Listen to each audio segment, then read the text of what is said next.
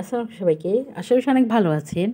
আবার নতুন করে রেসিপি নিচ্ছি আপনাদের মাঝে। আজকে আপনাদের আমি বানিয়ে দেখাবো কাঁচা আমের আমসত্ত্বা। এই যে এখানে আমি 5 কেজি আম নিয়েছি আমসত্ত্বা বানানোর জন্য।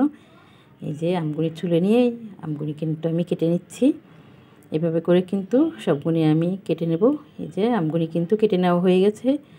এখন এই যে ভালো মতন আমগুলি কিন্তু আমি ধুয়ে নেব। এই যে আমগুলি ধুয়ে নেওয়া হয়ে গেছে। এখন আমি সেদ্ধ করার জন্য হাঁড়িতে দিয়ে নিচ্ছি। দিয়ে এখানে আমি 1 কাপের মতো পানি দিয়ে নিলাম, সেদ্ধ করতে দিয়ে দিলাম ঢাকনা দিয়ে।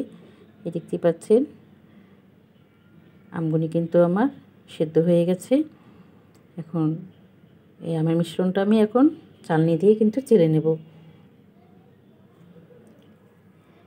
যে চালনিতে কিছুটা নিয়ে আমি কিন্তু চেলে নিচ্ছি।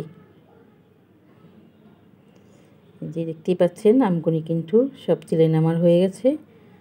এখন দিয়ে দিচ্ছি এখানে আমি চিনি। এখানে আমি 2 কাপের মতন কিন্তু চিনি দিয়ে নিলাম। এখানে বড় কাপে 2 কাপ কিন্তু চিনি দিয়েছি আমি। আপনি যে যেমন মিষ্টি খেতে চান সেই অনুযায়ী দেবেন। এখানে আমি সামান্য অল্প একটু জর্দা রং দিয়েছি সুন্দর কালারের জন্য। এটা কিন্তু অপশন না দিলেও চলবে। এই দেখতে পাচ্ছেন এই চিনি দিয়ে কিন্তু জাল করে নেওয়া আমার হয়ে গেছে। এখন আমি এই যে 2টা চিনি নিয়েছি, তেল মেখে নিলাম সরষের তেল।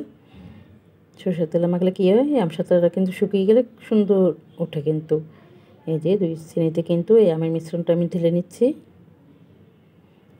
এই যে আমি কিন্তু একটু চামচ দিয়ে মিলে দিচ্ছি পাতলা করে। এখন আমি রোদে শুকিয়ে নেব। এই যে দেখতেই পাচ্ছেন এটা কিন্তু আমার শুকাতে কিন্তু 3 দিন লেগেছে। অনেক রোদ ছিল, আপনাদের কম বেশি লাগতে পারে। এই যে এখন আমি কেটে নেব এই আমসত্ত্বাগুনি। আমার বাইরে যে মামা আমসত্ত্বাগুনি বিক্রি করে, আমি কিন্তু ঠিক ওরকম করে বানিয়েছি। দেখতেই পাচ্ছেন লম্বা লম্বা করে কেটে নিচ্ছি। এই যে আমসত্ত্বাগুনি কিন্তু সব কেটে নেওয়া হয়ে গেছে। এই দেখতেই পাচ্ছেন আমসত্ত্বাটি আমার রেডি। কেমন হয়েছে অবশ্যই কমেন্ট জানাবেন। সবাইকে অসংখ্য ধন্যবাদ আমার ভিডিওটা দেখার জন্য।